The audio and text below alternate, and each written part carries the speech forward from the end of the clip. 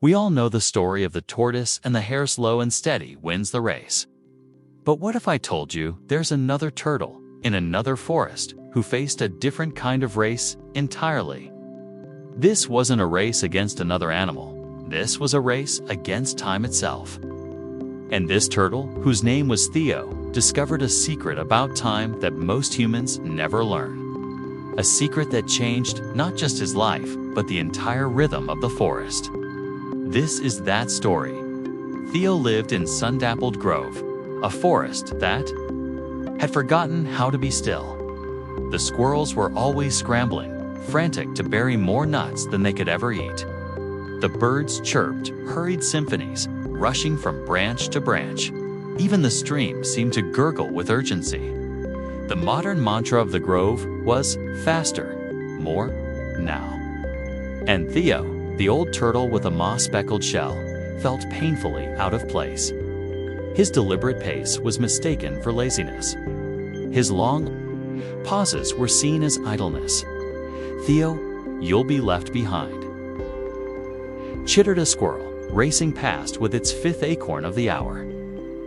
Theo would simply smile, his wise old eyes holding a secret sadness. He saw the anxiety in their speed, the emptiness in their accumulation. He remembered an older rhythm, the deep, patient pulse of the forest that breathed in years, not minutes. One evening, as Theo watched the frantic sunset preparations of his neighbors, a single, profound thought settled in his heart. They are not racing each other. They are running from something. And what they are running from is the quiet truth that time cannot be beaten by speed. The next morning, Theo made a decision that seemed like madness. While everyone scurried, he began a slow, deliberate journey. To the heart of the forest, a place few visited, where the ancient great clock stood. It wasn't a clock of gears and hands, but an enormous, ancient stone sundial carved by the first creatures, powered by the sun and shadows. Its keeper was an even older tortoise, Master Orin, whose shell was etched with what seemed like the very rings of time. "Why have you come, Theo?" Orin asked, his voice like shifting stones. "To understand time," Theo said. "Everyone runs, but to where? What are we trying to win before time runs out?" Master Orin gestured to the sundial. "Knocked." The shadow. "Your friends see only the shadows, tip the urgent, moving now. They chase it, thinking that if they move fast enough, they can catch the future or outrun the past. They are racing the shadow." "But you," Orin said, tapping Theo's shell. "You. Feel the stone. The stone does not move. It is present for every sunrise, every shadow. It holds all time within it." He revealed the secret.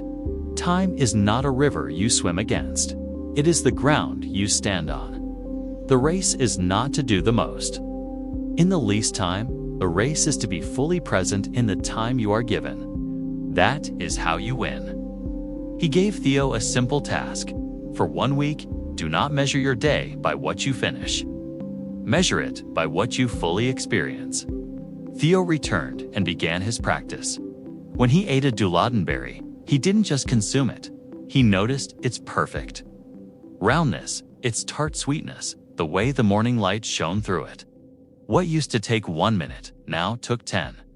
And in those 10 minutes, he lived a lifetime of sensation. When he walked, he didn't think of his destination. He felt the cool earth beneath his feet, heard the crunch of leaves, and saw the intricate patterns of light filtering through the canopy. The frantic animals scoffed. Theo has finally lost it. He's moving even slower.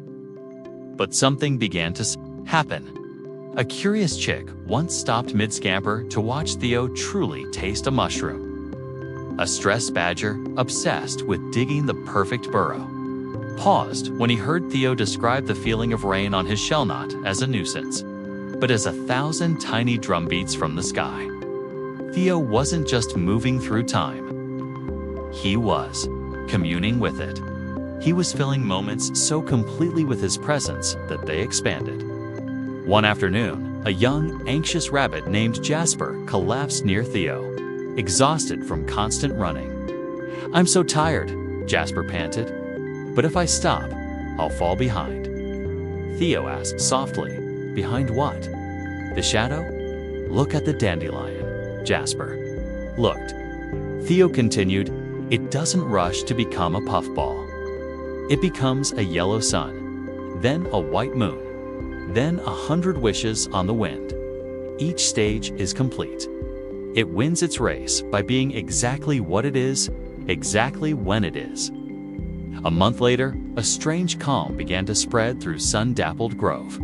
It started with Jasper the rabbit, who now spent part of each afternoon just sitting, watching clouds. Then the squirrels began catching fewer nuts, but enjoying the taste of each one more. The forest didn't become lazy. It became intentional. The frenzy was replaced by a deep, humming contentment. They had stopped racing the shadow and started standing on the stone at the annual forest gathering. The animals didn't boast about their busiest achievements. Instead, they shared moments. The taste of the first spring shoot, the sound of a specific bird's song, the feeling of warm sun after rain. They realized Theo, the slowest of them all, had won the true race. He had all the time in the world because he was no longer at war with it. He had conquered time, not by speed, but by depth.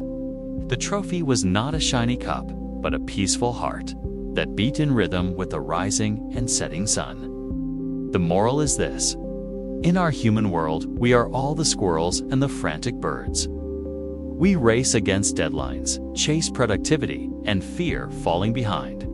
But falling behind is an illusion created when we run the shadow. True victory over time comes from presence, not pace. Neuroscience confirms that mindfulness, fully attending to the presence, lowers our perception of time and increases life satisfaction. Theo's lesson is our lesson. You win the race against time, not when you do more in less time, but when you experience more in the time you have. Your challenge is the Turtle Hour. Today, for just 1 hour, move at Theo's pace. Eat one meal without distraction. Take one walk without a destination. Have one conversation without thinking of the next thing to say. Don't try to use the hour efficiently. Let the hour use you to experience itself fully. Notice how the hour feels longer, richer, and more yours. If this story helped you see time as a friend rather than a foe, subscribe to AI Wisdom Tales. We transform ancient wisdom into animated stories for modern minds. Click the bell so you never miss a lesson that could slow your world down and expand your life. Remember, the race is not to the swift, but to the present. Be the turtle. Win your day.